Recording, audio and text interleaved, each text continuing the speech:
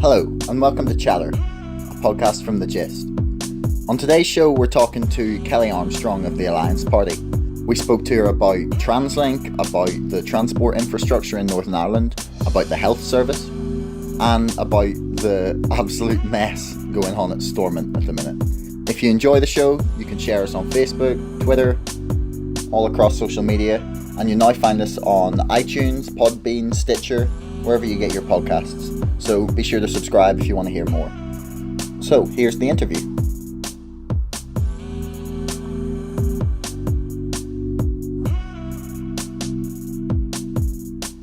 Welcome to the show. Thank you very much. To start with transport, I just sort of want to get a grasp on where you stand on privatisation versus nationalisation in terms of what's the best way to deal with transport in general. Like, do you have a personal opinion on whether one is better than the other? Before I became an MLA, I worked in community transport. I was the director for Northern Ireland, the Community Transport Association, and thanks to that role, I had a lot of experience of transport strategy and policy within Northern Ireland, but then also transport strategy and policy across the whole of the United Kingdom and beyond into Europe. In Northern Ireland, we have a restricted transport network wherein TransLink are the main public transport provider.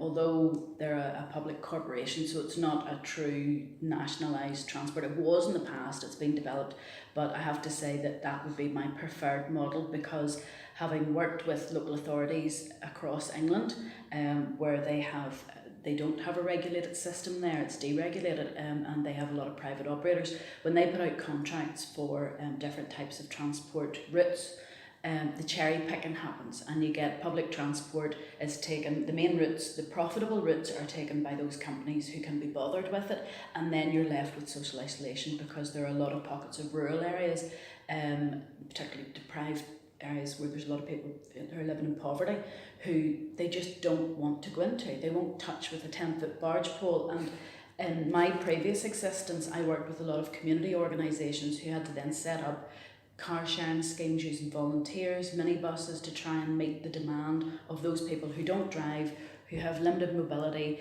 who are unable to get about, who needed public transport, but because their local authority couldn't get a private transport operator to deliver services in that area, there was no other option for them. And I find that the system that we have here in Northern Ireland, while it's not perfect, it's a heck of a lot better when it comes to rural dwellers. Now, I'm a rural dweller. I live in the back end of beyond, down the Ards Peninsula. For me to use public transport to be able to even get to Stormont would be quite difficult, because I would have to drive. I have to drive a certain period of time before I get to a main road where I could park, be able to get a public transport if the public transport bus is going to take me where I need to go. But in many of the areas of local authorities that I dealt with in England, Scotland and Wales, there wasn't even that option, because when they got to the main road, the public transport provider, albeit a private operator, wasn't there. You know, there was no service. So our system's flawed, but it's a catch-22. We have a catch-22 in Northern Ireland. We need more people to use the service. And if we do that, then you'll have a better service and a more regular service, but you need to get people to do that modal shift first. Okay. It's a difficult one, but I'm more in the vein of how we have done it at the moment. I think that the public corporation model that TransLink has, public transport is never going to be fully sustainable. There's no way in this good earth you're ever going to have a public transport system that will completely fund itself. So what we've done with TransLink, which I think is the right thing to do, is to enable them to be set up as a company that can be income generating, and they can also have availability to investment resources that they can go looking for outside of government, that reduces the burden on the public purse. But I still believe that it's a public service that they're providing. So in areas where it's not profitable, and during the day, for instance, when there aren't as many people travelling, we do need to have public transport services. And that's why I believe that it should be kept within the public realm, or within the public ownership. Now we do have NITHCO, who's the overarching body that owns it, that government still have. There's no share. Like, for instance, there's shares are generated through TransLink, but nobody gets any money from it. The shareholder is NITHCO, which is the Northern Ireland government. Okay. So the money goes back into the company again. It's not as if you have fat cats sitting just taking a wage out of this. So Chris Conway, it's not profitable enough for that.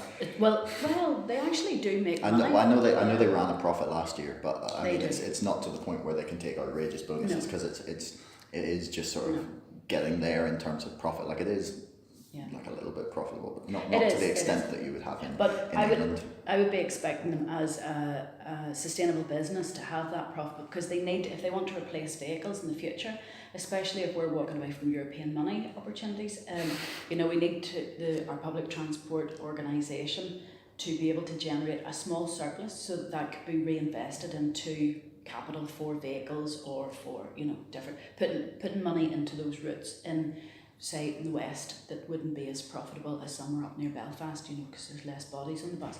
So I would be expecting that, but it's how they use their money. Now I know that Department of Infrastructure have forced TransLink to really expend quite a lot of their reserves. They will get into difficulty soon with that, because you do have to have an amount of reserves to be a feasible company, and we're getting close to the edge on that one. So there's more investment is needed, and I have for the last 15, 16 years been fighting constantly with the Department of Infrastructure as DRD to rebalance road infrastructure investment with public transport infrastructure investment, and if they want to be realistic about it, they need to rebalance that. I think it had been 80-20. I think it's 70% of our money's in infrastructure spent on roads. Come on, we need to put more. We're spending far, far less on our public transport than other countries in the UK do. I couldn't agree more when it comes to the spending. Something you mentioned there actually was about the day transport and the sort of lack of profitable routes, and the sort of fragmentation that can happen in terms of like private companies pushing towards the most profitable routes. I'm gonna go really specific here in terms of like where I live, and I've had to deal with in terms of getting into Belfast for using public transport, in that now the route that I use personally is an Ulster bus route, so it's from Cumber, and it goes in to town, and now they've reduced the routes so much that like it's at times every 2, maybe 3 hours for a bus into town, and the bus is packed every time. And for someone just looking at that, and I'm aware that there are times and routes that will be empty, but looking at that, it just kind of screams, this route is profitable. Why like try and reduce the amount of service when we've got so many issues? Like maybe I should lay out the like underlying problems with that we kind of have to deal with, and that personally I feel we're not addressing, is that Belfast is the most congested city per person in the UK. Our road infrastructure isn't built to handle the amount of traffic that's going in and out of Belfast now every day, and that's understandable. Like, we're a small city that's got a growing population, especially since we've had an influx of people coming from the EU, and post Troubles we've generally had people wanting to stay in Northern Ireland and work in Belfast. Like, our economy is incredibly centralised. We've got a road infrastructure, like I said, that can't deal with it. We've got bus lanes being installed and put in, which I'm all for, but we need to fill them with something, because if you're just putting the bus lanes in, not improving the service at all, you're trying to incentivize people to use public transport because cars are worse, and that would just make people begrudge the service, both the road service, the infrastructure, and the public transport service. So, and you mentioned there, it's a catch-22 situation, but ultimately, if we want to get to a point where we have maybe not a world-class public transport system, but at least one that's like up there with some of the best, even just in the UK, I feel like we need to push for that those incentives for people to want to use public transport. Like, I think that, and part of it in my mind is the fragmentation of TransLink. Like, it might all be owned by the government in a way as shareholders, but you have Gold Line, Metro, Ulster Bus, and NI Railways, and there's like essentially no crossover between tickets you can buy, between ways that you can like integrate services, and ultimately I think that just costs us people wanting to use the transport. It's so fragmented, even though it's all under one umbrella, and I struggle to see where we're going to push for it, because as the bus lanes increase, the traffic is just going to get worse, we don't have really very adequate parking facilities, and you see that, like, for example, around the Ulster Hospital in Dundonald area at the minute, there's just cars everywhere. Yeah. And if you're coming down the Lisburn Road, there's cars in every conceivable spot that isn't specifically a bus lane, and it destroys it because you're going from 2 lanes to 1 essentially the whole way down. And like, where do you see this, like, a push coming from to deal with the issues that we have to? Because it's interesting. I'll take it back to one thing. Have you ever looked at the number of people? This is modal shift. This is getting people out of their car into the bus. Yeah. Have you ever looked at how many people start to use their smart pass when they get their free smart pass at the age of 60? it's probably astronomical. The cars, the majority, 40% of the cars around the Ulster Hospital, not necessarily in the site because you have to pay for the parking there, but out on the roads, are people who are going into Belfast who are 60 plus, who have a free smart pass, who join the metro system at that stage. So people do, when they have free smart pass, they use public transport. The highest users of public transport are people over the age of 60 who have smart passes. So people will use public transport if it's free, if it's free. And that's where we have the problem. In Northern Ireland, we have a lot of people who, their experience of using public transport are cramped buses when they're at school. Once they get a car age 17, that's it, they're off. They don't use public transport ever again. Why would you use public transport? Public transport is the second class form of transport in Northern Ireland. I am all for bus lanes. I am all for a reduction of cars. We have the new legislation that will be coming forward to say, you know, fossil fuel vehicles will be gone by 2040, I think it is. You know, 33, the Consumer Council did a piece of work before about car drivers to ask how many of them would even be prepared to move into public transport, and 33% in that report said not a chance. We'll never move into public transport because it's smelly, it's dirty. I mean, I actually took a group of drivers on public transport and said, what do you think? And they went, oh, I didn't know nobody smoked in the bus anymore. Of course, it's a public space, you know, and there's nice seats, and they actually are clean. And you're right, the route that you talked about from Cumber is packed because there are so few buses. Yeah. Now, if they put on one every 5 minutes, there'll be one person or less on a bus going through. So TransLink does have to be careful with its money because of the amount of money that it does get isn't the total amount of funding that they receive, as you understand. So the percentage that they get is not fantastic. They have to be as good with it as they can, and the best way they can do that is to make sure that the buses that are going out have passengers on them, and that's why you'll get them being a bit frugal with their routes. Now, people like myself, MLAs, councillors and so on will go forward and say, hold on a minute here, this bus is packed. How are you supposed to get a wheelchair user on that bus or a person with a pram on that bus? Because it's already bunged. So if we can prove to Chris Conway and the guys at TransLink that there's a viable additional route or additional bus for that route that can be added on, we will do that. Where I did it actually with community transport was to say, okay, then I have access to smaller sized vehicles, minibuses. If we ran, instead of 52 seaters, what if we take it down to a small size bus? Is there a possibility then of daytime use, increasing the number of smaller sized vehicles, smaller number of people on them, and see if we can have efficiency saving, providing a route but using alternative modes. Now, this is something that everybody thinks TransLink is the only public transport provider.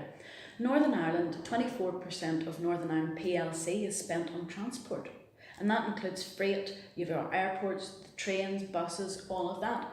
Why are we doing it so badly? And I look, well, who has the biggest fleet of vehicles in Northern Ireland? Uber? No. Education Authority. The yellow buses. There are far more yellow buses than any other fleet of type in Northern Ireland. Why are those buses sitting all summer doing nothing? Why are they sitting all evening doing nothing? During the day when the kids are at school, the odd bus is used to carry about school dinners or takes kids to swimming pools and stuff. But most of those vehicles sit about scratching. And it costs us, as the Northern Ireland ratepayers, £157 a day for those buses to sit doing nothing. So why don't we utilise the fleet that we bought? And I've been working with the integrated transport strategy for years now, and to be honest, it's very frustrating because you would love to get all the departments together and give them a good shake. Education Authority gets £77 million a year. That's equitable to what TransLink gets, just to take kids to and from school. They are our buses. They are our buses. We've paid for those buses and we're paying for those drivers, so let's use them better. The licensing is an issue. We need to sort that out. We need to ensure that those buses and drivers can be used for other purposes that suits the needs of Northern Ireland. We also then have health. Health are ferrying patients to and from hospitals. They're doing daycare work, they're doing lots of stuff like that. So they have another fleet of vehicles.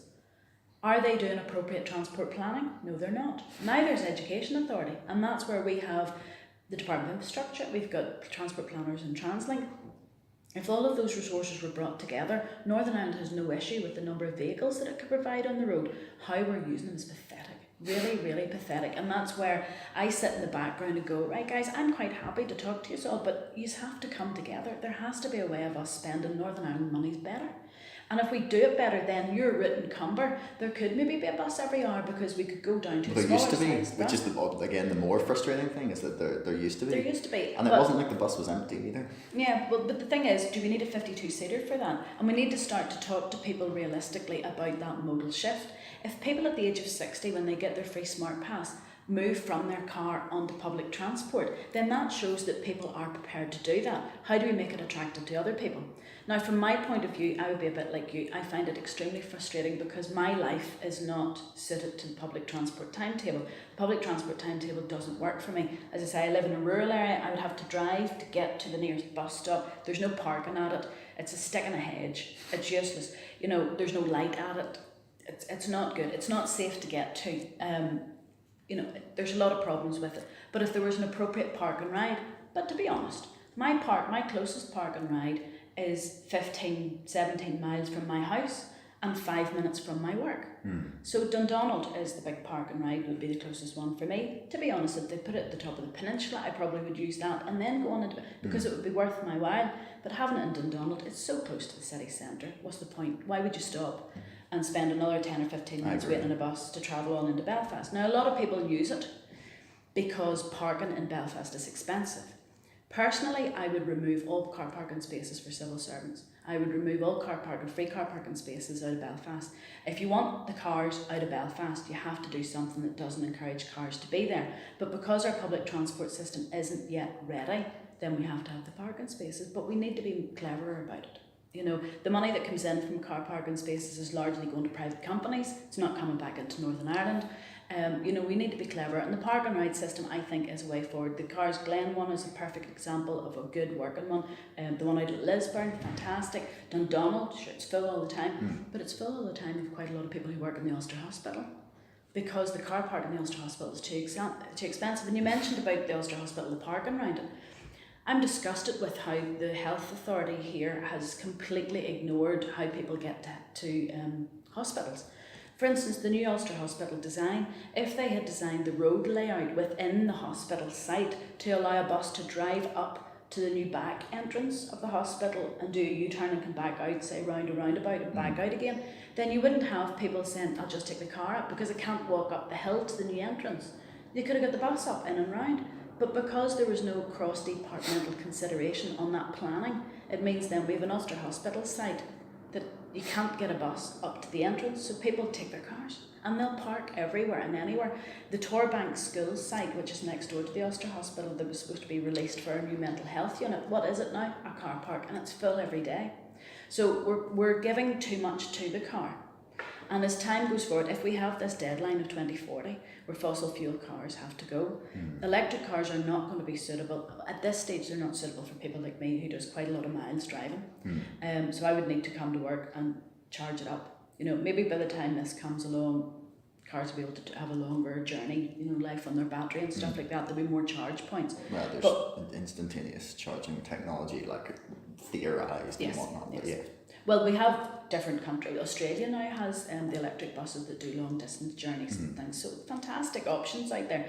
But Northern Ireland's very far behind in all of this. So we need to be starting to consider now, what are we going to do? Because if people are wanting to use electric cars, okay, then that means charge points all over the place. Okay, we'll have to look at funding for that. But is it the cars that we want to get them into, or is it public transport? And that's when we need to really start working hard and putting investment into our public transport structure. We spend a lot less than England, Scotland and Wales in our public transport. We expect TransLink to turn profits and reduce their amount of money year on year. If we're realistic about this and we know that smart passes work, then what do we, as you said before, there are so many ticket options when TransLink catch themselves on. Something like an Oyster card. Don't even start me on the ticket, different ticket, like their app. the app that you can buy a day ticket for like metros, not for Ulster Bus. You can't buy singles returns. You can buy some Gold Line returns, and so like it's the like. I just want to slap the person who went, yes, let's have an app for some tickets. Yes. Like, it just seems like madness. And you mentioned there about the Smart Pass and the kind of Oyster card idea.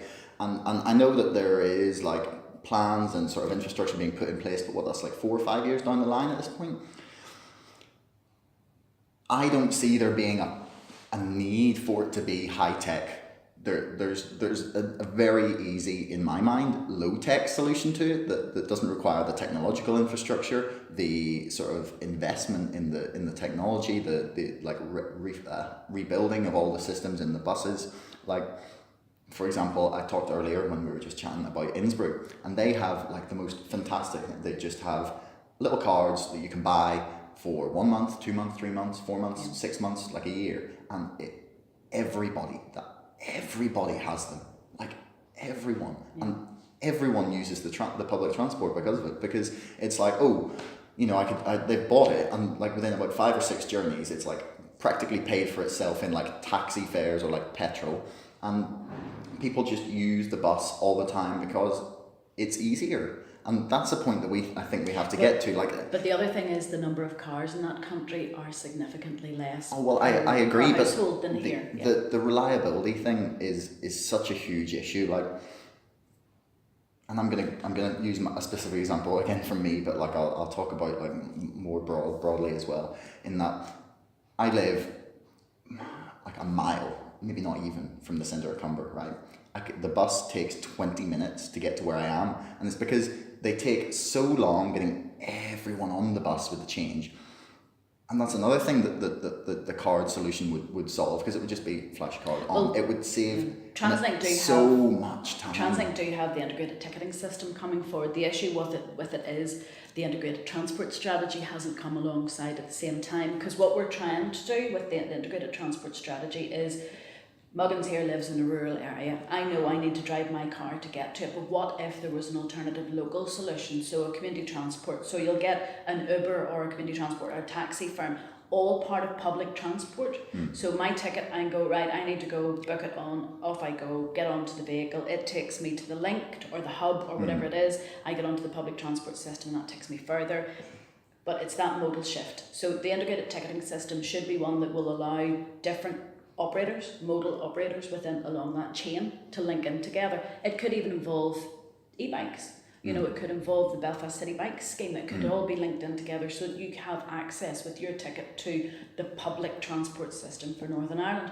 It takes a bit of radical thinking on some people's parts, and it takes a number of departments to actually say, okay, that's a huge amount of my budget that I'm not relinquishing, but I'm enabling other people to have access to.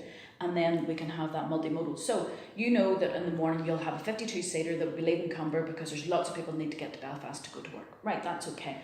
10 o'clock, not maybe so many people. Some people, maybe it does require a 52-seater. However, at 11 o'clock, you're talking maybe 10 people. At that stage, we know already that the Ulster Hospital has sent out a minibus to take people to the local day opportunities, people with learning disabilities, physical disabilities, and that's in the Phoenix Care Home in Cumber. It will have to come back to the Ulster Hospital, so on its way back, it becomes the public transport route, and those 10 people can fit onto those buses and show their pass, and off they go. There's a lovely piece of work that was written by a guy called Barry, I can't think of Barry's surname, I think it's Barry, funny enough, Barry White, but I can find out the name for it, who talked about this futuristic modal shift of transport where, you know, on that day he needed to go to a meeting and he knew he was going to be travelling a distance, so he was wearing a suit and he didn't want to use the bicycle to get to the train station, so he got the Uber type a taxi that took him along, but it ended up that the number of people at his stop at the train was only 4 people, so there was a car share scheme set up so they could go on, so the train could carry on through, and it's very futuristic, but to be honest, it's a cleverer way of thinking. In Northern Ireland, everybody assumes that they will have to have a car and they will have to be paying insurance. And when you take into account the full cost of a car, it's not just whatever pence per litre that you pay today for your fuel.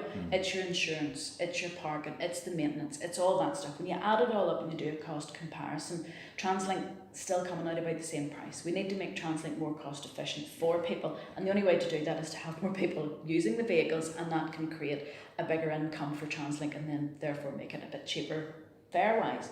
TransLink, to be honest, I know people do complain about their fares, but they actually don't have bad fares. If you looked at their operating costs, the amount of I have to say, it's a bit like Northern Ireland Water. Until you actually look at their business cases, they have streamlined their costs significantly. Okay, that's very fair. But then why are prices still rising year on year? Because of the unprofitable routes. There are routes where they are losing thousands and thousands of pounds a day on. But they have to have them because it's our public transport and we want there to be routes there. I agree, but then when you're talking about trying to incentivise people to use it, do you not think that the government should be pushing to front that initial sort of jump to where it becomes the cheaper and better option for people? And the reliability is also, and the sort of stigma around it is also a big issue that needs to be addressed. Like for example, personally, I used to have to get the bus that would have been 1 hour before the one I thought I should get to get into town. So say I used to work in Sapphire restaurant up the Lisbon Road as a bartender, and they had, I would say, if I had to start at like 11 o'clock, okay, there would be a bus that would maybe get me into town for about 10:30, maybe 20 to 11. But I did not get that bus. I had to get the early one because there was 9 times out of 10 I would arrive late, and it's so frustrating. And honestly, I would deal with it if the timetable was honest. And I've never ever, I don't think, arrived in Belfast when I need to be in town and get public transport at the time it says on the timetable it's going to get me there. And it needs to be, and I honestly think that could be one of the biggest issues, is the reliability, is that people just see it and be like, oh. But this is the catch-22, because in order to get the reliability, we need to get other people in their cars out of the bus lanes. And in order to do that, we're building rapid transport at the moment, and the rapid transit system will be that enabler. And you see now because TransLink's actually set themselves up almost for a fall, because you'll see now the digital readouts, bus coming in 2 minutes and you see the timetables beside it. That's what they're trying to achieve, but we can't achieve it because of car users. Because car users are sitting in bus lanes, holding things up, instead of giving us that rapid system that means that they can stick to the timetable. So when people say, oh, it didn't arrive exactly on time, that's because of our congestion, because of it's not because of buses, it's because of car users, and car users who are in bus lanes. So now we have the system where the fines are in place and people are trying not to use bus lanes, and everything's cracking up. One issue I find with the bus lanes is that they're there for maybe 4 or 5 miles, maybe even a half a mile, and then they disappear for a little bit, and then everyone just floods back in, and then it's why is the bus lane there in the first place? Well, with the new rapid transport system, you won't have that filtering back in again. It will be a dedicated bus lane, and there's nobody to go into that. In fact, there's any cars parked in it, they'll get towed. Because this is a dedicated system. Now, we didn't go down the route of the tram lines, but we do have buses who'll be running along that. And people should never have taken them out. Well, that's to be honest, I agree with you. If we had have kept our train lines and we'd have kept our tram lines, then we would have had so much more options. But everything's geared towards going to Belfast. The other thing we need to think about is, why is everybody going to Belfast? Well, Belfast is the centric, business area of Northern Ireland. But what about the rest of us? We're all travelling into Belfast. We're encouraging people to do that. Is there any way we can bring business out? We can encourage that development, to radial out from Belfast. Not to take away from Belfast. Belfast is amazing, and the city has developed so much. When I was a student, it's incredible. It's wonderful to see the change in it, and of course not having the troubles has encouraged investment. Yeah. But we're radiating towards Belfast, and there's plenty of other areas that we need to push out to. You're talking about over 900,000 people congregating in one place in Northern Ireland on a daily Monday to Friday basis. We need to take it out, because you have to think about the rural areas. Well, rural areas, I get complaints from a 16-year-old who's not allowed to drive yet, who can't go out on a Saturday to their Saturday job. When they go out to their Saturday job, they're spending the first 2 hours earning money that covers their taxi fare to get there, because we've no public transport for it. If we radiate it out, then we encourage services to come out, and we could encourage TransLink to do more outside the area. But it's all to do with transport planning, and it is chicken and egg. We need that modal shift. We need people to stop using public spaces like the Ulster Hospital as a car parking zone. I travel 95% of my journeys I am on my own in the car. And I know that the civil service tried the car share model. To be honest, they did not really promote that well enough. They tried very hard, but it didn't work. Everybody in Northern Ireland likes to be in their own car, has the flexibility of having their own space, being where they want to go, run out, get into the car to run 2 miles down the road to get a sandwich. It's that flexibility is there for them, and that's not going to change. I think the 2040 deadline will change it for a few people. We also have an increasing number of people who cannot use cars. So you have a number of people with disabilities and older people who have their licences revoked, or they decide not to drive because of ill health or age. And because roads are so much faster and busier than they were when they started to drive. So there's a growing number of people who want to use public transport. So that's why I believe we have to keep public transport there for those people who don't have other options. If you're blind, you can't drive, you need public transport. There are people would maybe argue that some of the drivers are, but but mind you, I've just come back from experiencing travel in Cairo, and my goodness, what had 2 lanes, there were 6 cars abreast across it. It was unbelievable. So our traffic here is incredible. Belfast congestion happens because of several reasons. There's a lot of cars coming into the one place, all looking to be there at the same time.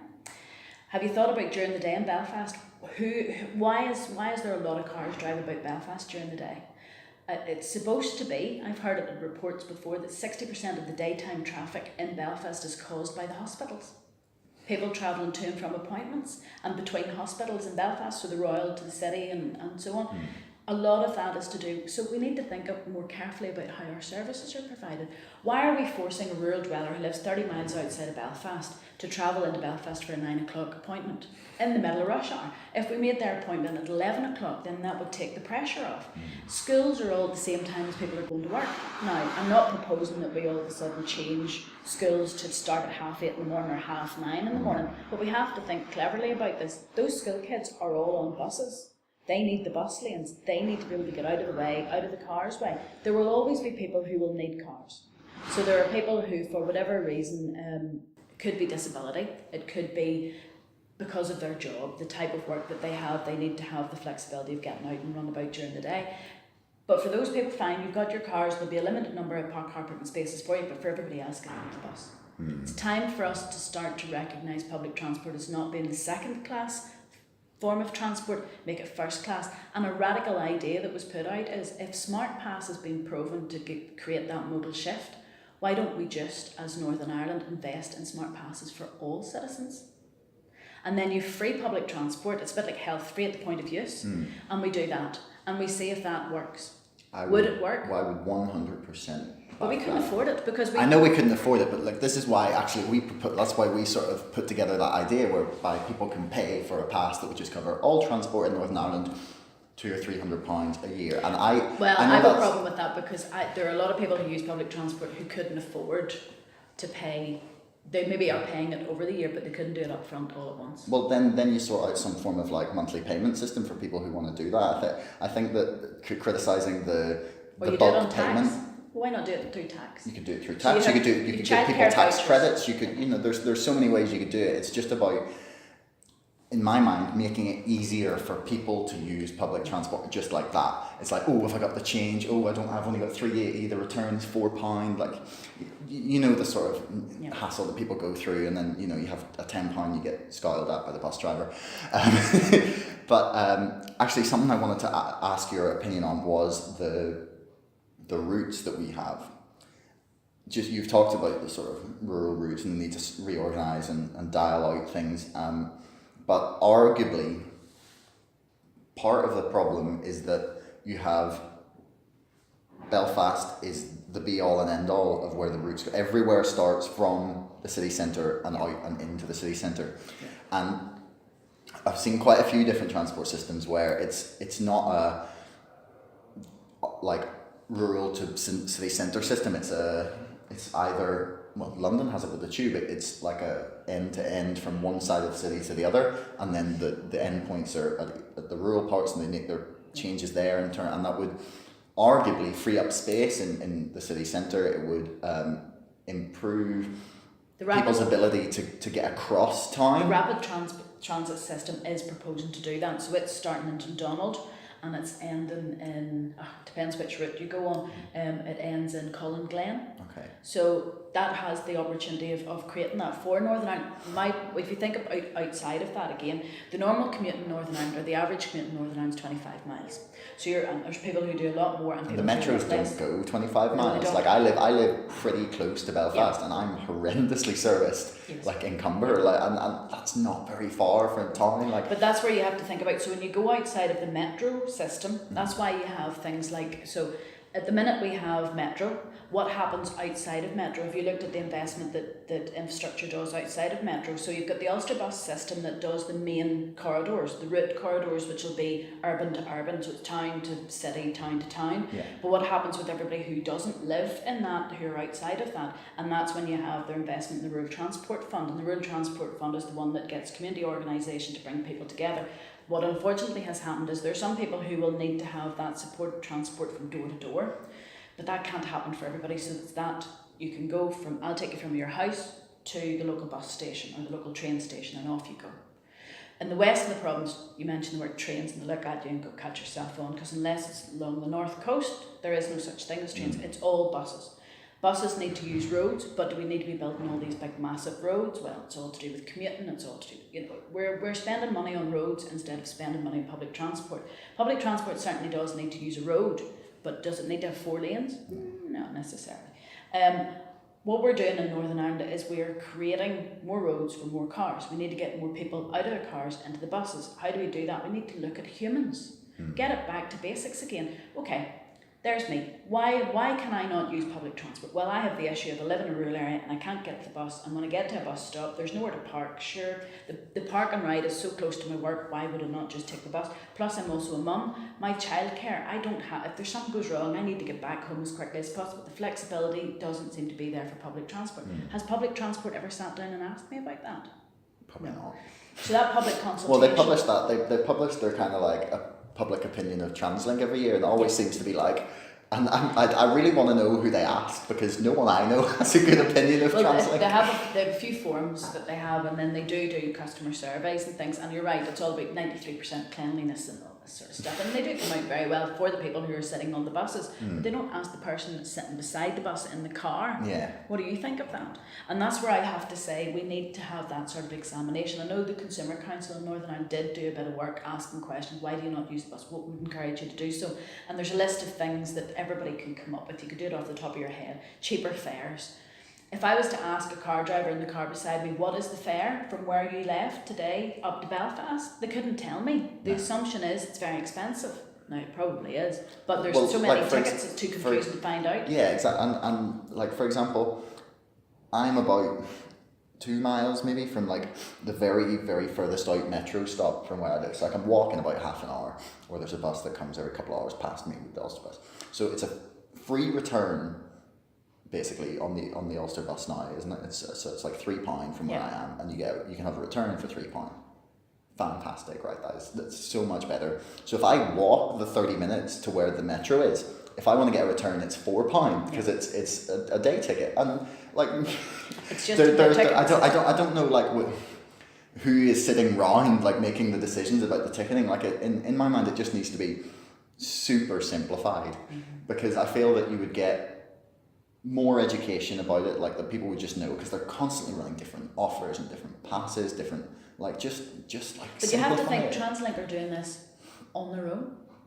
What I say constantly is, can you imagine if when you got your hospital appointment out, on the back of the letter was the timetable for the buses and a voucher? You know, because they will pay for some people who are on benefits and so on, when they go to the hospital, they'll pay for their mileage, or they'll pay for the bus ticket. But the person has to pay that first before they get the bus ticket. So instead of giving them the timetable and giving them, say, a voucher to use on the bus, oh, look, there's people who will use the bus, you know, so they're paying it anyway. And they're so close to being there with the app. They just need to make it like, so I think it's if you buy a certain ticket, it has to be validated within 20 minutes to use. Okay. Like that could be done for every single route. Yeah. Like and there's they have the technology there, that's the most frustrating bit. They don't need And I agree that the Oyster card system is eventually the way we need to go, because London's system is. Londoners complain about it, but if you're coming from Belfast and you go to London, you're just like, it's just like mind You don't blown. need to have a car when you live in London, No, you because don't. you can get around anywhere. But it's that sort of system. But you have to remember the technology behind that, because I've seen the sort of how the background works. Is like, for instance, when I worked in community transport, I could have told you the person who got on my bus today, I could have told you their Section 75 background, because they would have been registered with me and I could have known their details from it. So I knew on that bus there could have been 70% of that bus was full of Protestants, Catholics, older women, children, whatever it was. And that all is needed for Northern Ireland's grants and funding system. It tells you all of that. It also tells you you can sort of guesstimate where somebody's going. So if they're getting off the Ulster Hospital, well, you can sort of put two and two together. They're either going to work in the Ulster Hospital or they're going to the Ulster Hospital to get treatment. So it's the reasons for travel, and then you can start to say, well, what are the right reasons for travel? Where are people going to? Morning times and afternoon times, it's going to be school and work. During the day, where are people going to? What are they using the buses for? Is there any way that we can look across departmental wise to see if there's anything? So if we're talking about access to services, you know, are we using our public transport system appropriately to make sure that people are given that opportunity? Are children at school being taught how to use the public transport system outside of, you know, being at school and using public, where they're lifted and laid by a school bus? Are we teaching parents that could we give children all just? I just had that like, why not? If you're under 18, why not just give them a bus pass? Well, you see, then you'd encourage people to learn to use the buses, but like, you wouldn't need to give them the education. Well, this is the thing about parents, you know, instead of little Johnny or Mary getting a car licence at 17 or 16 and a half, as it's going to be, you know, why don't we encourage them, here's your bus? In fact, I have a niece who's just about to head off to university, and my present for her to go on is a Y-Link card to get her up to Jordanstown, because it'll make sure that she's not out of pocket, that I'm going to be the favourite aunt, but she's not having to buy an old banger and being dangerous on the road with it. You know, I'm encouraging her to use the bus. It's not automatically to go to the car, and that's something we need to consider. And the more people we have, then more evidence there would be for somebody like me as an MLA to go to Translink and say, could you put another route on? I've proved you. That's what I did as community transport. What we would have done was we would have run a route for 3 months with a smaller sized vehicle to see if we could generate the bodies. And if we could prove that there was bodies there, then we would hand it over to Translink and say, we've proven the route for you, there you go. We did a system, unfortunately, where people were complaining that they couldn't get to Alton Galvin Hospital for appointments. Translink put on a bus route. We tried to have the feeder system in. There was hardly anybody who used it. So what do you think the problem was there? Do you know what? It was because they didn't want people who were working in the hospital. It was only for people who were attending appointments. You know, if they'd done it the other way around, then it might have been better. But it's difficult, because we need people to understand that encouraging use of public transport, we encourage the whole lot. It's not we know that there's going to be daytime times when the buses aren't going to be full. There are other fleets of vehicles that we could perhaps use to handle that. You know, it's just how we use our system. If we really wanted to concentrate on public transport, we might have to consider, as you have said, you know, reducing the amount of money that people pay directly, but they're paying for it through their rates, because it's going to have to come out of the public purse. Yeah, but it feels a lot less. Yeah. It feels like a lot less when that's happening. But when you have something for free, it tends to be abused and people don't use it. If somebody pays something for it, they expect a better service and they expect to get services on time. So I think there still needs to be a fee there. But no, that's fair enough. Like, there's very few public transports in the system in the world that are completely free. Like, you go argue the Dutch one is, but that's only if you don't buy your ticket, because they don't have any attendance. But as well as this, in Northern Ireland we have where health is protected and education less so, but still protected. If we're protecting those two enormous budgets, then we don't have the money, to be honest, to go into infrastructure. So we need to think about if only we had suddenly come into a lot of money. Well, the lot of money that we're coming into is all segmented already, and was segmented in that agreement. Is transport getting any? It's getting some. Some. But the wealth of it will go to our protected services of health and education. But education. Well, not that the health service doesn't need the money, but they could spend it a lot better. They could spend it. Stop sending 1/6 of it to management consultant firms. Probably they could health could gobble up every penny you give it every single day. On acute services, we need reform in health, and one of the reform in health, I would say, is to look at health and go, why are you running transport services when you're not a transport provider? Why not give it over to infrastructure to look at and transport plan better for you? They could probably reap some sort of financial reward for it, which would help plug some of the budget gaps. And it's all to do with the licensing. At the moment, they're not allowed to collect fares off people, but that licensing could be changed around. Yeah. Okay. Well then, so ultimately, it comes down to, as it often does in Northern Ireland politics, a lack of maybe common sense and a lack of cooperation. Do you know what it has been? And I have been on record in this place before I became an MLA. It was silo mentality for years. You would have had ministers from different parties who would never give up any of their budgets to another party, of maybe another minister who was of a different party, and this silo mentality went on for years. During our integrated transport strategy, I was extremely disappointed that instead of waiting, the Department of Education did their 10-year home to school transport strategy and basically removed themselves out of the integrated transport work that we were doing that could have brought all of those fleets of vehicles in together and created a system that was workable for Northern Ireland. It would have allowed TransLink to do the main routes with their big buses, and we could have had filtered in, and lots of flexibility for people coming to and from. It would have been wonderful. But no, they went on ahead on their own. Now we have the new programme for government coming forward, which is an interesting one because it's cross-cutting and it forces departments to work together. So you may well have infrastructure is in charge of access to services, which also talks about education and health and communities and housing and all. So whoever's going to be in charge, whatever permanent sector, it could be Peter May of infrastructure, will have to report across all of those to make sure that there is joined up thinking. And that doesn't necessarily mean that we say to education, give up your £77 million for your education transport budget. What we're saying to them is, no, what we need to do is utilise your resources a lot more efficiently. So that, I'm hoping, will cut that down, because the silo mentality has been atrocious for years and it has held us back. It really has held us back. When you get departments working in isolation, then they don't get it. Well, that's kind of a result of the system we have set up, and the kind of DeHunt allocation of departmental ministers, and it means that each like department and party are like forcefully defending their area of expertise, and that's their thing. Yeah. They're sat like a little, it's mine, trying to essentially keep people away. I'm protecting my little bubble. Yeah, but exactly. Where you would have to be honest, there were some ministers over the years who were big enough to turn around and go, actually, this is better for Northern Ireland. And I'm hoping now that the Chuckle Brothers. Well, if you want to go to the really huge well, example I've of that. seen a few transport ministers over the years who have been willing to open discussions and move down different routes. It takes a big person to be able to turn around and say, actually, this is what we're supposed to be doing here. It's for the benefit of Northern Ireland. Let's talk seriously about this.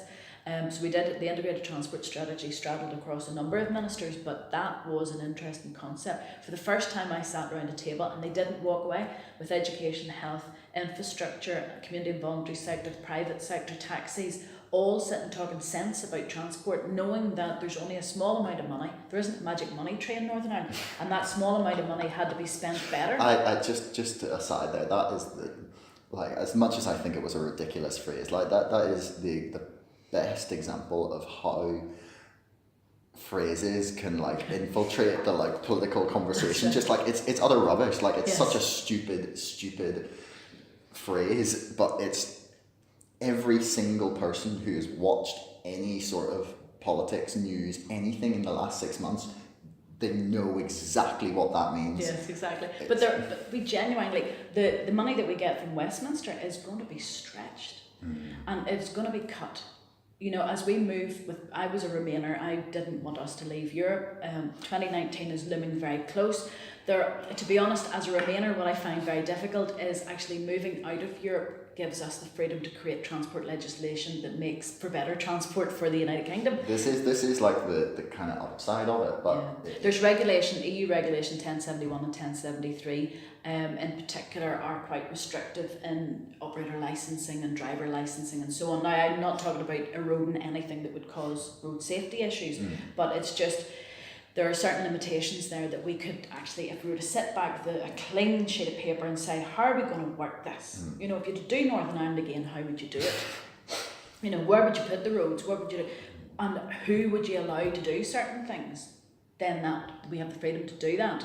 It's very sad for me because Europe, some of the regulations and the guidance and the legislation for transport was fantastic, and I hope we keep those elements. But some of it was very, very restrictive. Very restrictive. I guess it's the same as any part of the EU. It comes with both, great like help in protecting people's rights and protecting certain areas of infrastructure or government or anything. But then there's obviously regulation has its downsides as well. Yeah, that's the thing, because when you think about Europe, it's trying to sort regulations across all of the countries of Europe, and unfortunately Northern Ireland being on the periphery of the UK, on the periphery of Europe, some of the legislation on transport meant that we had very, very isolated rural areas with people who use huge style wheelchairs who couldn't be accommodated within that sort of legislation, and unfortunately were being left out. So we were trying to do things with community and voluntary sector organisations. We were trying to do things, like the integrated transport strategy, because Northern Ireland is, I know that a lot of people live in and around Belfast, but it's quite a rural area, and we can't forget about those rural people. And rural we do have like a reasonably sort of spread out population once you get outside of Belfast. That's it. And if we're going to have public transport, you can't just have it for one part and forget about the rest. No. So some of the restrictions caused difficulties for us, and I think that there was a few civil servants who were a bit reticent of pushing the boundaries on that. Otherwise we could have had something a bit more flexible to meet our needs. But the minibus service that's set up there that they're going to be running Belfast to Derry, that private company whose name escapes me right now, is, I think, a very interesting step towards the potential for that being used. You're talking about smaller services. Do you think that there could be sort of private companies running those sort of minibus services to really like supplement almost TransLink in a way? Do you think there's a way that they could do that by running private companies that could still be integrated within the public transport sector? Absolutely, we can do. There was actually the bus challenge a lot of years ago that DRD ran at that stage, and this was to enable public or private operators to come in and deliver routes to supplement TransLink, especially on the busier routes and things like that there. It only existed while there was subsidy, because as soon as the subsidy went, the private operators went, "I'm not making enough money out of this, I'll pull out of it." However, in the local authorities, there's a bit of a difficulty. Northern Ireland does have different transport legislation than the rest of the UK.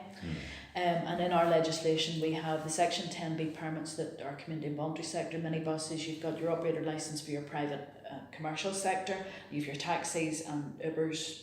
They're still fighting their battles. So we have all of that going on.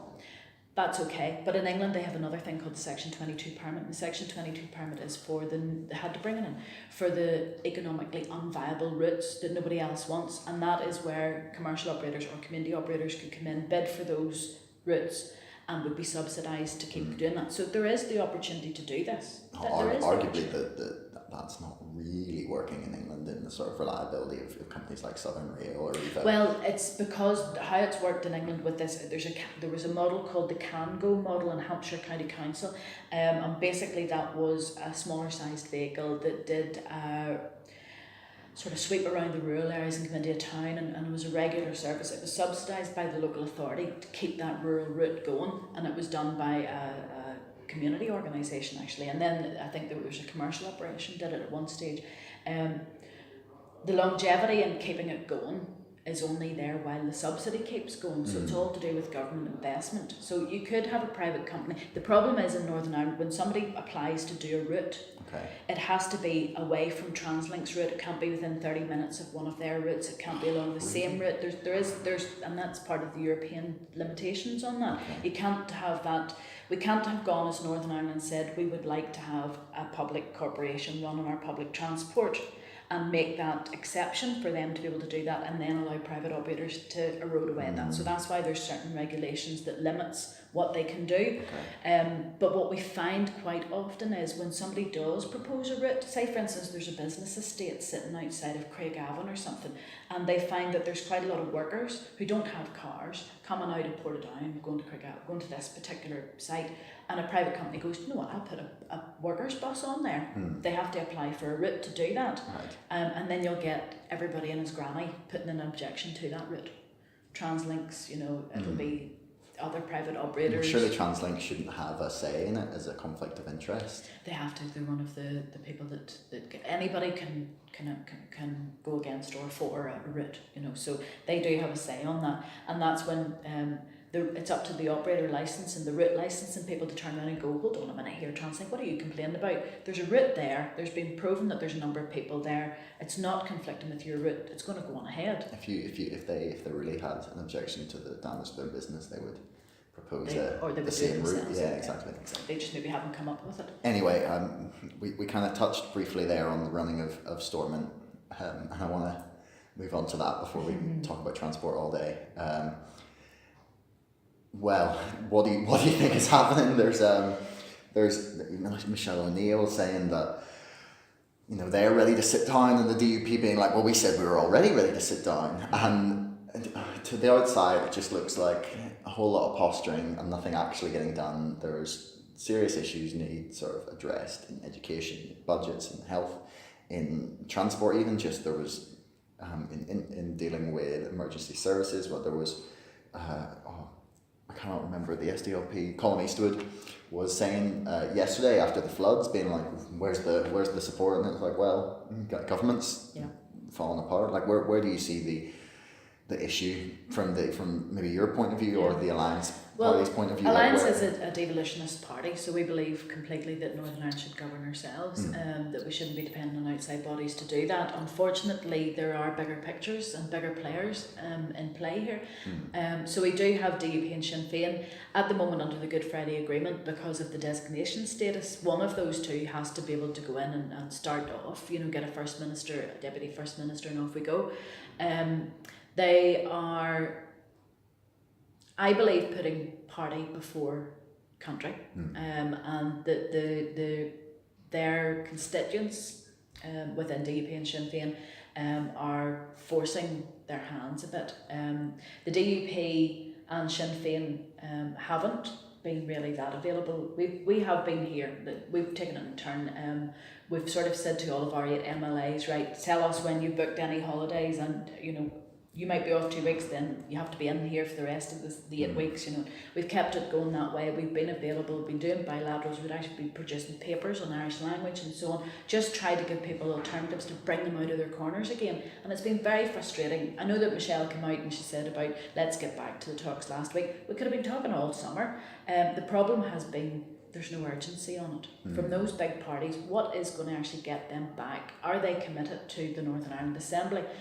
The DUP lost 10 MLAs in the last Assembly election. That hurt them. They've £1 million of brand has been taken off the streets because they lost that number of MLAs. That's not just MLAs, salaries, we don't get paid that amount, good grief. But their offices, their own staff, it hurt them. And it well, arguably they deserved it. Well, that would be very political. But Sinn Féin grew there, so they, the balance is there. The petition of concern is now out the window because no one party has the right to be able to sign a petition of concern on their own. Couldn't have been happier, but that was in my mind the absolute silver lining of it's just that one party does not have that power anymore. At the moment, if there's another Assembly election, that could change, because we saw in the last Westminster one, DUP got everybody and their granny out to vote and pulled an enormous vote out in the Westminster election. So they could do you think that I have trouble in trying to equate Westminster results to the local results, just because the system is so different. There, yeah, exactly. It's people are rocking up and being like, well, especially people who are traditionally unionist voters, people who would maybe vote for Alliance in the Assembly elections. Like, I think you had the most first preference votes in Strangford, isn't it? Simon Hammond actually had the highest number of first preference votes, but I was the first elected. You were the first elected, okay.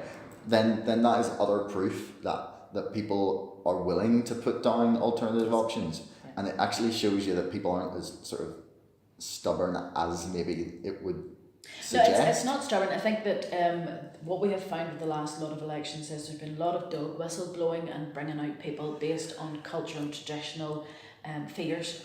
And that's not good for Northern Ireland. When you come to local council elections and assembly elections, you do get people going, in rural areas they'll vote for the person, maybe the party second even, they'll vote for the personalities. In urban areas it's very much a party vote. But we are where we are. We're sitting here without an assembly. I have constituents on a daily basis, whether it's housing, health, special education needs, who need ministers taking and making decisions. We have civil servants who are,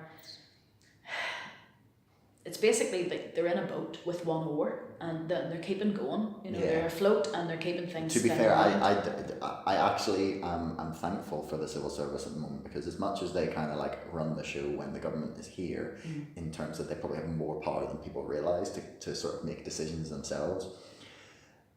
If we didn't have them right now, we would be already at direct rule. Yeah. Because things could not continue in any, like, and they're sort of stacking up at this point, and I feel like we're gonna, the schools go back, there's going to be, and there's no budget, there's going to be. Well, we do, there is a budget. The budget is there, and the legislation for the budget isn't there. So the money, people keep on going, there's no budget. The money that we have, it doesn't matter if the Assembly come back in the morning, that is the money that we have. The Westminster's given us our money. It has been divided out. There, Stephen and I went along to the budget meetings, as did every other party. We know exactly. We went along to those meetings and we saw exactly what the recommendations were that would have been given to the Finance Minister. That was the way that the budget has been divided out. There's been protections for health and education because the public want that to happen. There's been cuts to departments all over the show. Health wanted a huge millions and hundreds of millions of pounds more than they were going to be able to ever be given, and that's why we have the emergency meetings coming up later this week that are talking about £70 million cut to this year's budget, not next year, this year budget. So we're under an incredible amount of pressure with budgets. We need reform in Northern Ireland. We need people who will come back to the Assembly and have the bravery to turn around and go to the public. Look, I'm really sorry here, things are really tight, but they're not giving us any more money. We don't make enough money in Northern Ireland, and this is what we need, and this is what you want us to prioritise, so how do you want us to spend the rest? You know, we do need to reform health. As sad as it makes me say, oh, goodness me, yeah. health needs to be reformed so that it can be sustainable in the long term. We just, honestly, like, it might seem like a simplistic answer, but I feel that 90% of the problems could be sorted if you like restructured that management system that they have in place, that was put in by the management consultant firms that the Tories brought in 2010, and they just suck money out of the budgets. Just, and I know it seems like I'm just attacking management, but really, like, the NHS got run before by the people who were working in it. They got run by the sisters, they got run by former nurses, they got run by doctors, and for 50, 60 years, that worked. Yeah. There was nowhere near the level of like management pay that was spent like pre-2010. Like, people were talking about, the NHS is in crisis during Labour's years. Like, my mum has been a nurse in the NHS for most of her working life, and she's not like anyone that's particularly high up. She's like band 6 and going for band 7. Like, she's switched on enough to realise that when they throw money at waiting list clinics, and then they like, the waiting lists are down, and they just ignore what's causing the waiting lists. That's why. And then they just throw money at it. That's why we need this fundamental reform. Like, for instance, at the moment, health needs a lot of money, even just to deliver acute frontline services.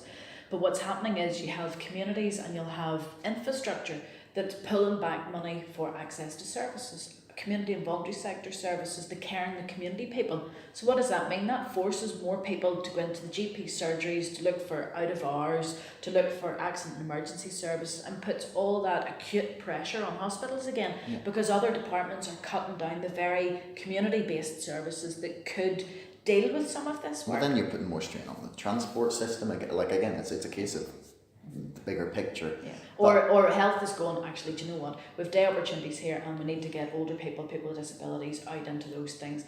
But if we just said that we don't deal with the transport stuff, somebody else can do that.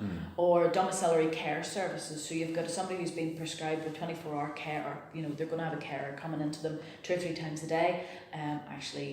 The suppliers just pulled out, and we don't have. It's going to be too expensive for us to send our own staff down. Sure, the family can look after that for a couple of weeks until it gets sorted out. That's not fair. No. The person is the vulnerable person is the one that's been left behind on that, and that's something we will be pushing for. But I have to say, from Alliance Party's point of view, our problem is we need a devolved government. We need ministers here taking and making decisions. We would be quite happy, and we said it in our last manifesto, to sit down with all the parties, not have bickering, and agree to do those hard reforms. But we need people to stop playing games, so that if a hospital has been identified for part closure or closure, that we don't all turn around and the local person go, oh, isn't this terrible, this is wild altogether. We have to be grown up about this and say the reason why it's closing is because it's not able to give a good enough service. We can't attract the doctors to it because they're all going to the bigger hospitals. It's not good enough. So therefore we're removing that. Yes, you might have to travel another 5 miles to a hospital, but this one will serve a better purpose and will develop. But there's no reason that those sorts of systems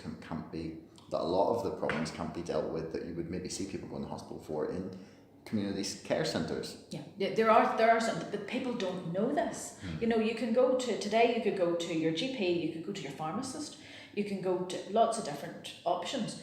ARDS, accident and emergency, or sorry, it's the minor injuries unit, sorry, it's called an ARDS hospital. You could walk into that today and have an x-ray done without having to go to the GP. You know, you've hurt yourself, it's a minor injury, they'll go and x-ray you, they'll tell you whether or not you broke something. If you have, they'll send you to the hospital. If not, they'll wrap you up, give you a few paracetamol and send you home. That takes that person out of the system. The place is sitting empty because nobody knows to go to it. It's open 9 to 5. If it was maybe open 9 to 8, 9 to 9, working with people, you know, being around the time the kids get home from school and that's when they fall off their bikes, you know, all that sort of stuff. That's the time that we could take the pressures off. And it's about working with what suits the population and instead of doing this 9 to 5. Now, hospitals don't work 9 to 5. Hospitals work 7 days a week, 365 days a year. Yeah. They never stop, and neither do the staff. Jeremy Hunt's comments were horrendous. Absolutely. Yeah. Like, so you know, I've like I said, my mum's a nurse, so I've met many nurses, and they were furious with him. Like, do you think they close the doors at 5 o'clock on a Friday evening or something? Stupidity. Yeah. It's a all year round service. How the clinics are run is slightly different, you know, and how the waiting lists are managed is slightly different. We need to get this sorted out, and there are another strategy, Bamford, which is not bad actually, that gives us solutions to be able to do this. We need to sit down and work through that, and we need all parties to come together to do that. Now, if we go to direct rule, the same would happen as happened the last time. It just goes into a tick box exercise where nothing majorly changes. There's no innovation, and they'll keep going as long as they can keep going. I was working in transport the last time that we had a direct rule minister, John Speller, and he didn't rock the boat. There was nothing. It was the civil servants giving him ideas, and not too much more happened, and we stagnated under it. I don't want direct rule. Now, some people would say, as Alliance, direct rule would solve a few of your problems because you could have socially progressive legislation brought through, for instance, like same-sex marriage or women's rights and things like that could come through. There's no reason that can't be dealt with. That could be done by our own assembly. Exactly. You know, I think that it's time, but my problem is that I'm not seeing any urgency from the other parties. They are bound to be the same as me. I'm tortured with constituents coming in with real problems about health, education, and housing. If you ask 100 people on the streets of Belfast today, and you went, do you think the MLAs deserve their salary while there's no government? Yeah. I would honestly be super shocked if one person said yes. Yeah. Like, well, it's honestly, I think that I don't know what comes next in my mind, because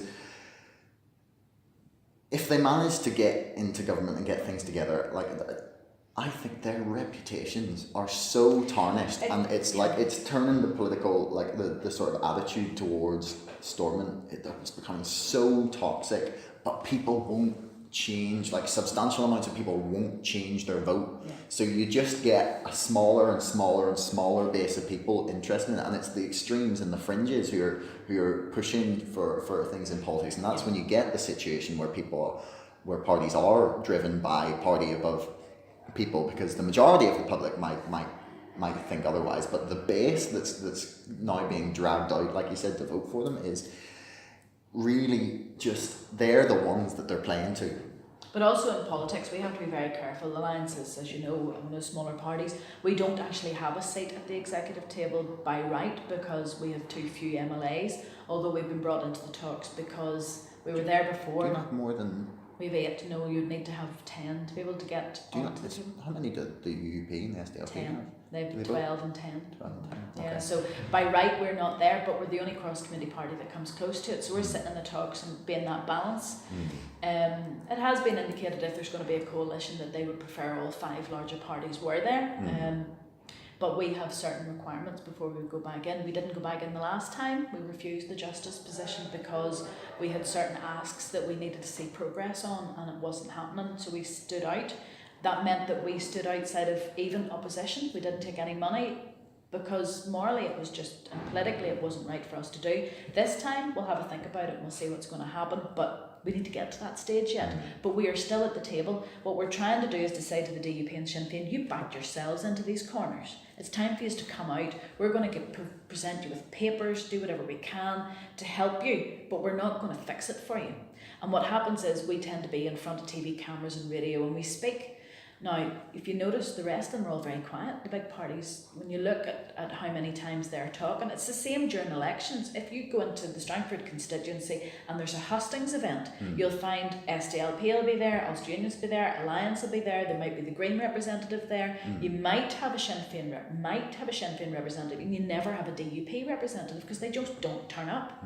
They don't talk to people. They don't need to. They don't need to. They just think that they can avoid everything. Well, but it's also electorally, you'd have to say that they don't need to. Well, they don't need to. Well, they have a very strong power base in Strangford, but they don't like having to answer difficult questions. So why be embarrassed?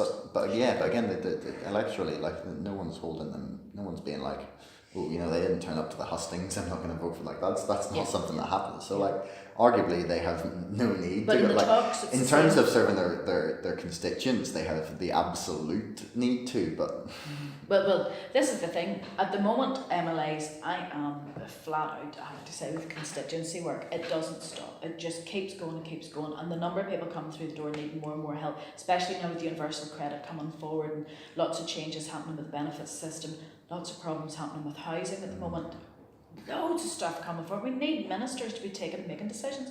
We don't have that. So my urgency is based on the fact that I see the people on the ground who elected me are looking for help, who didn't even elect me, people who would never vote for me are coming, shouting, screaming that they need help. And we're not providing it. We go so far and then we hit this brick wall with civil servants saying we need a minister to take a decision on that. The other two parties don't seem to have that urgency, and I don't know. Could James Brokenshire approve things, or is that kind of? There's some issues that are devolved matters. For instance, when universal. But if we have no government, is there no provision? There is still, in the interests of Northern Ireland, there will be decisions that the Conservatives won't want to take for us. For instance, I was just going to say there, universal credit. Comes in Northern Ireland. When the welfare reform stuff came through, which nobody wanted, we voted against it in Westminster. It came into Northern Ireland, but the last action of the Assembly was to put in protections in place for the bedroom tax, so that in Northern Ireland the government would pay the bedroom tax rather than people having to pay that extra money. The universal credit comes forward. You need a piece of legislation to come in to make sure that we have that mitigation for people who are on universal credit. For the Conservatives to bring in Northern Ireland mitigation for the bedroom tax, then you would have all of their constituents in England, Scotland, Wales going, hold on a minute here, you just did that in Northern Ireland, what about us? So they're not going to do that. So we need Northern Ireland politicians to do that. DUP are going to vote with the government. They've already said that's part of their agreement. So they're not going to vote against the Conservatives or fight with the Conservatives about that. So we have broken. But we do have issues that Northern Ireland politicians will take, like for instance water rates. At the moment nobody pays water rates in Northern Ireland. Well, businesses pay it, but no residential people pay water rates. Now we're all paying for it in our rates, but there isn't a separate bill for water rates. Brokenshire could bring that in the morning, but is he going to? He's not going to take risks. So that's what I mean about if direct rule, we do go to direct rule, it'll all fail. Now remember, the way that Westminster works is, so we're coming to the end of the summer and we'll go back into some talk system. James Brokenshire is going to talk to us all about how this is going to work. I personally you mean like that last time you did that, and that last time before, and the time before that, and the other deadline you set? Yeah. To be honest, I don't think that there's no urgency with James Brokenshire. So I don't think that he has chaired any meetings so far. He's been at meetings, but there's been no chairing happening. There's been nobody sitting there as an independent person going, really? This is what you're yapping about? Get your lives back together again, folk. We have people I would personally crowdfund a campaign to allow me just to sit down with Arlene Foster and Michelle Neal and literally just slap them both across the face and be like, you agreed to the Irish Language Act, stop being such a prick. And you already verbally, like... To be honest, the best thing to it would be to put a TV camera in the corner.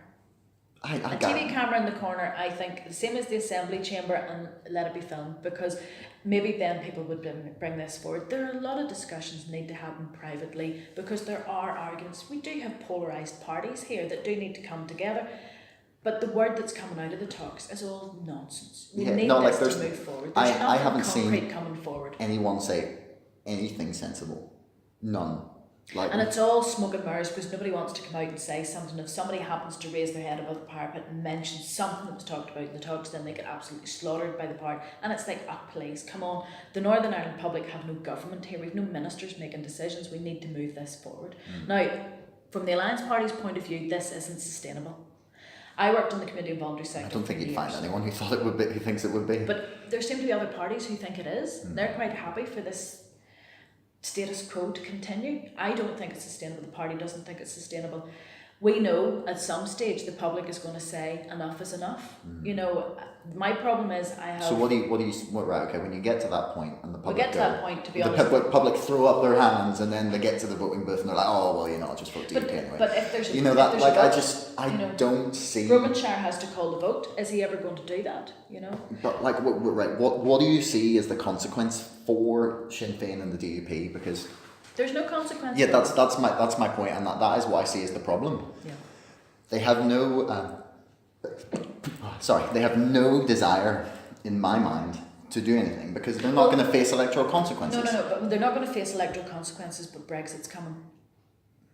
Brexit's coming in 2019, and you have to think about that. Well, we don't even know if that's... Well, no, Brexit is coming in 2019. No, I mean, we might have transitional arrangements, we might have nothing, we might... Well, that's a whole as far as hearts and minds are concerned, we've got this coming in 2019. Okay. The Conservatives have DUP who are going to vote with them, so they've got a majority in Westminster. They're not going to push for another election, given the what happened to them the last time. Oh no, they will. If they can, they will cling until 2022. And to be honest, as far as the DUP and Sinn Féin are concerned, Sinn Féin did very well in the last Assembly elections. DUP not so well. DUP don't want to risk anything now. They could do well in another election, but why risk that? So they're not particularly interested in an election. The Westminster, the Tories aren't particularly interested in another election. It's £5 million. That's the price of a primary school. They're not going to go for that. So what's going to happen? We can't go on as we are with no government in Northern Ireland. But I'm not seeing any urgency from the other two. Sinn Féin say that they want to get back, but there's certain things that they need to see. To be honest, Alliance is saying there's certain things we need to see. SDLP, Alliance are producing papers left, right and centre to try and get everybody to consider petition of concern and Irish language options, lots of stuff like that. But honestly, the Irish language thing is this huge, I think, just invented bogeyman. It's well, it is for Irish language speakers and from the Alliance Party's point of view. Is it the St Andrews Agreement or the Good Friday Agreement that there has to be an Irish language act in it? Which one is it? Sorry, I think it's St Andrews. St Andrews, right? Do it, yeah. Yeah, just like you've signed the fucking thing, like just this is where it's there. Alliance Party has said very clearly, absolutely no problem with an Irish Language Act. It's not going to force. I'm dreadful at all languages, even English. It's not going to make me have to learn Irish. But for Irish speakers, it is something that is fundamental to them and to the culture and about everything. There are some asks that some of the organisations that are pushing for an Irish Language Act that are not reasonable. You don't have to entertain all those. Just literally just put it in place. Like, it's not like there's a huge cost. It's not like it's... But the problem has been, you see, that there's a lot of smoke and mirrors here. Instead of Sinn Féin coming forward and saying, actually, the synergy proposals that are there are great and it may well be there in the long term, but it's not what we're going to get right. So here's what we're proposing. They've never put that down. So the talks have been talking around this. DUP have unfortunately just put themselves into a bit of a corner on this one. They're talking about an Ulster Scots Act. Well, fair enough. Ulster Scots is nowhere near where Irish language is. Ulster Scots is about culture. Did they not have a department in before for Ulster Scots? They had an organisation. Yeah, was it not just like burning money because no one ever contacted But they were them? doing a lot of stuff to do with culture. Okay. Ulster Scots is not just about words. It's about dance. It's about art. It's about life living as an Ulster Scot. So okay then, if you want Ulster Scots, well, let's put proposals together for that. Nobody is saying that everything's off the table here. It doesn't have to be either or. It could be both, and that's what we're sitting at the table going, this is not more important than what's happening in health. Exactly. You know, we have a full population here who all need health. Irish language speakers need to be respected. That's fine. Ulster Scots, people want to be respected. That's fine. Right, can we move on? Right, what's next? Petition of concern. SDLP and Alliance have put forward 2 papers. None of the rest of them have, and that's what's being discussed about petition of concern. Our paper is more about we limit down completely the petition of concern to only ever be used on issues to do with legacy, with Northern Ireland legacy and conflict, to do with parades, flags, all that sort of stuff. Not to do with socially progressive things like same-sex marriage. Now that has it's on the table for discussion. SDLP have come up with a slightly different human rights based view, where our concern is that every single item could be petition of concern then because it's human rights, but we're having that debate, an open debate. It's a very progressive debate. Ulster Unions sit their hands on the table. DUP, I don't know, Shinners are not bad. They're looking at both, at least they're trying and having a look. And SDLP and Alliance are talking, because the petition of concern hasn't gone away. The petition of concern, while no one individual party can sign it, say for instance the DUP only needs a few more people. Yeah, I was going to say they only need a couple of more extreme unionists from the UP or exactly. TUV. Or TUV, yeah, exactly. And Sinn Féin again, all they need is a few people, and they can of nationalist persuasion, and they can have a petition of concern. To be honest, the women in the Assembly now could have a petition of concern. You know, it's still a concern. We still need to think about protecting minorities. Do we get rid of it completely? Are we ready for that yet? I don't personally think so. That's why we're pushing for some protection there. But it needs to be done. But the thing about it is, all of this is all nonsense. We're all talking about instead of saying, we could do this when we're in the executive. We could do this as the Assembly. We don't need to be sitting outside huffing about this. We have RHI still bubbling along in the background. We have Brexit that is about to come forward. You know, there are so many big issues here that we need to be back around the table. But unfortunately, the 2 big parties don't seem to have any urgency. Sinn Féin could be looking forward to a Brexit. You know, a hard Brexit serves a purpose. DUP, I think if there's not going to be an election on the horizon, then there's no threat to the number of seats, so they could sit quite merrily. As a community and voluntary sector worker in the past, I've been sitting going, why are them lads up there getting paid? They're doing nothing. I have staff in my office, and I have an office that needs to get paid for. Okay, I need that to happen because that's my constituency services. Yeah. That's what looks after my people from Strangford that need all of the housing and the benefits help that they get. As far as I'm concerned, I have to take it in the chin. I left perfectly good work and come up here, took the risk. If it happens that there's a percentage of my salary is cut, I'll not like it. My family won't like it too much either, but you know, I could completely understand that. How quickly that will happen is up to James Brokenshire. It's all in his hands, and I think that unfortunately James has so far been in the room, but not necessarily sitting around the table talking sense. He has very much put it back that, you know, you are the Northern Ireland people here, you need to sort this out amongst yourselves. Well, I do kind of agree with him. And I agree with him too, but there's no deadline saying if you don't do it by this. Well, there is, but it's the arbitrary sort very of much words. so, It's, you know, just like drawing it on a whiteboard, just rub it out. We need to have something done. Now, we know that there's a few pressures coming up with regards to the budget legislation, but that's not until the new year. So it could drift on. Now, Westminster will come back for their 2 weeks in September, and then they close again for the conference season, so it'll be October, I think, before... And we'll see our new Prime Minister. Can you imagine? Well, we interviewed the head of UK Progressive, the site and magazine, and it just went out yesterday, the interview, and he thinks that Theresa May won't survive conference season, and I'm interested to see if that'll material. I don't. But it could be the same as Arlene with DUP. You know, she's a figurehead. You know, to get rid of her would be seen to be a bit of a slight. You know, but no, I don't think that's the issue. I think that there's no one better. Well, that's that true. She's now there, and let's be honest, 2022, she's gone. That's the very longest that she will survive. She, I don't see anyone on that front bench that has more credibility. Like, basically, I think that they'll keep her in there because she's a fantastic head to just throw shit at. Yeah, you know. That's it, and she's taken it. My goodness. But right, I wanna finish with one last question. Just sort of take us back to, we were talking about the Northern Ireland Assembly dealing with the health service. I see it as, even if we have the Assembly back and making decisions and trying to reorganise, even if we put forward radical proposals. What's going on at the minute with the NHS across the whole of the UK with Theresa May back in the Naylor report, where there's just a fire sale, essentially was the term some few people have used, to like just selling off hospital grounds, offering services up to private companies and paying them off to run it. This just management culture and degradation of like frontline services in sort of exchange for ticking boxes at the top.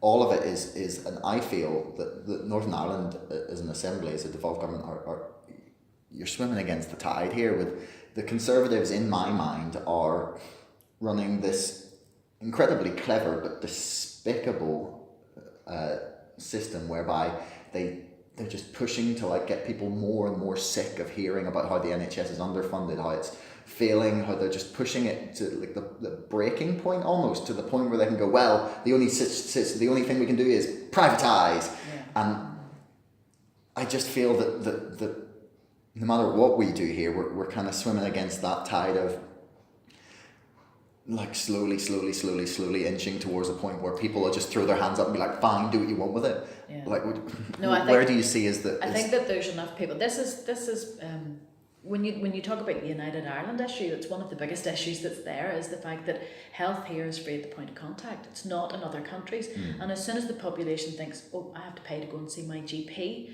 it's a heart. But there's already like those sorts of charges being put in places in England. There it's are horrifying. But Northern Ireland is a different system. We don't have NHS. Remember, in Northern Ireland, it's Department of Health here. You know, it's run the same, but it's different.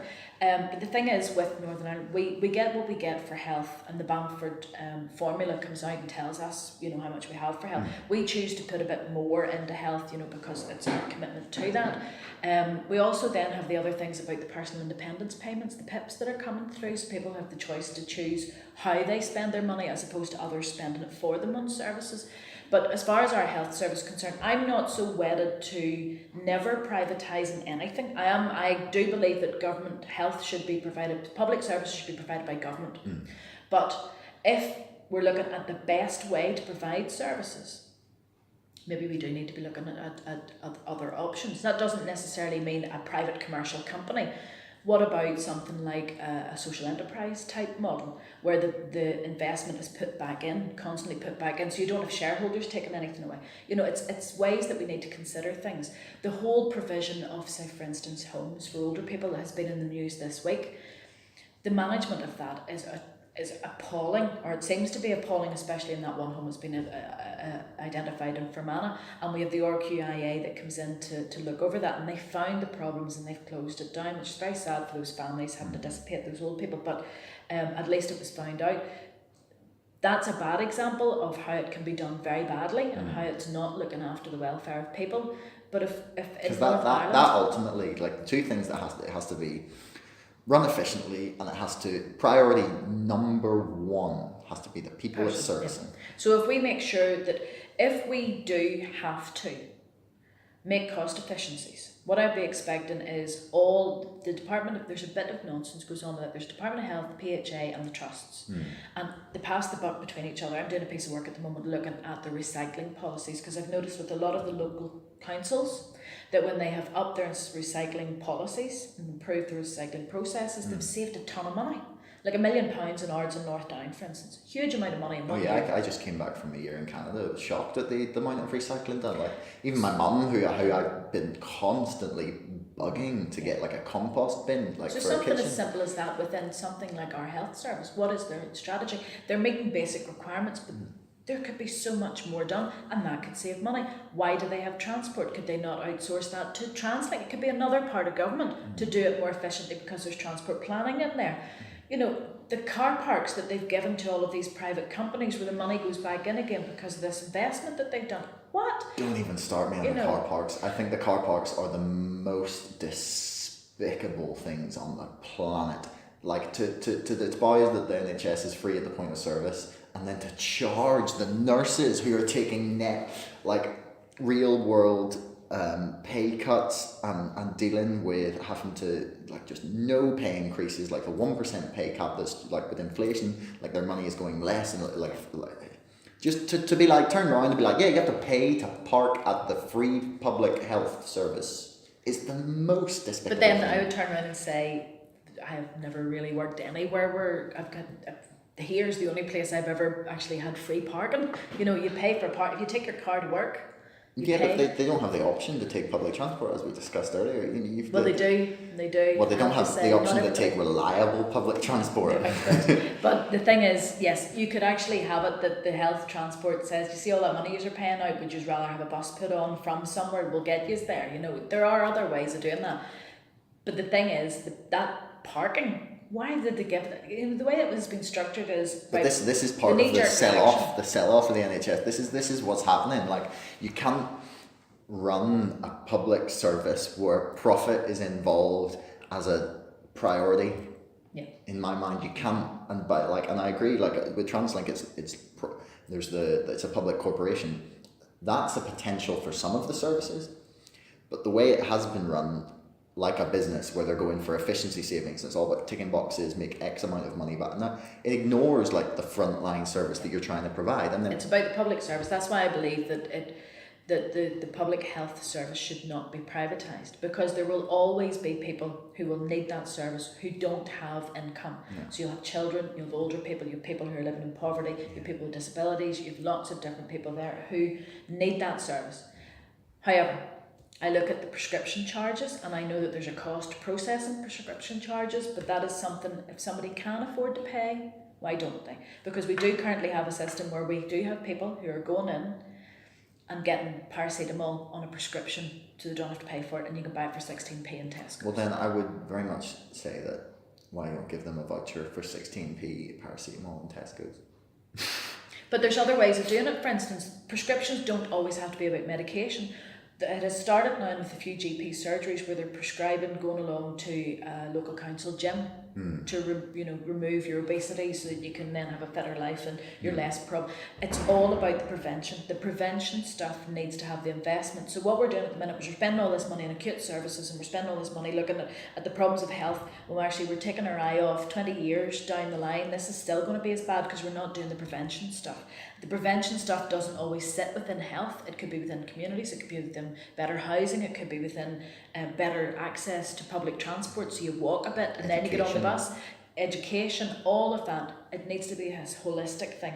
Health is struggling, it is bursting, it's not sustainable. But what we need is a government with parties that will understand that we need reform, and to be grown up about it and say, okay, if we're going to do this reform, let's do the reform. Let's be open and honest with the public. For instance, at this moment in time, you can't go to every hospital to get a hip replacement. You go to Musgrave Park. But that's understandable. Hospital. Like, would you not rather have people specialise?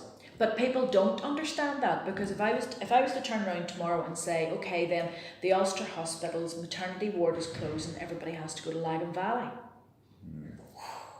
But you'll go to Musgrave Park to have. If people were getting if they were getting, for example, like you said, a voucher for a bus or a shuttle or a service to get them there. Well, they do. If you're on benefits, you do get that repayment. But it's still like you've got to have the money to fork out to get back. Exactly. But the problem is, would people find it as big an issue if they were just getting for example, someone was getting a shuttle bus to the Ulster, or someone's getting a shuttle bus to Lagan Valley. If they were getting the shuttle bus from the same place and they didn't have to do anything different, do you really think people would be as angsty about doing it, or do you think it's just do you think it is genuinely just like the change of place that is... Change. It's in business, you talk about change management. In community development, you talk about change management. This is about change management. It's about explaining to people, we're not taking a service away from you. What we're doing is we're actually improving it. We're just putting it in a different place. So a lot of people crack up if they don't have a primary school within a certain distance from them, a GP surgery within a certain distance from them. Those are kind of different though. Like a specialised hospital service is very different to a primary school or a GP clinic. Is it? Well, yes, because anybody everyone is going to need a primary school that for children. Realistically, there's never going to be an area where there is no children living. Everyone's going to need a primary school within a certain area. You don't have to have 10 in one area. No, I agree, but to suggest that you can't, that primary schools and GPs offices are used far more frequently by everyone. Like, how many people really need a hip replacement? department within. But people go to hospitals to meet up with, say, for instance, the optometrist. To be honest, you don't get to go to the Ulster. People don't actually realise this. The minute you don't really get that many appointments in the Ulster Hospital anymore for eyes. You have to go to Lisburn. And that's just the way it is. That has been happening, but people don't realise, but we're actually closing that bit in the Ulster Hospital now, and that space is going to now be used for whatever the specialism is going to be in the Ulster Hospital. The City Hospital is the specialist place for cancer. Yeah. We've got some stuff in Antnagelvin because it is a bit of a distance. We have specialist children's cardiac. Because surely that uses the resources better. Yes, but this is the point.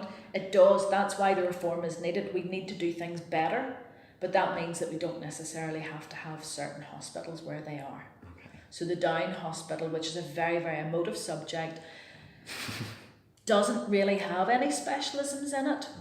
It could be like Ards Hospital where it goes to a minor injuries unit or something, but that is very emotive and people are cracking up about that.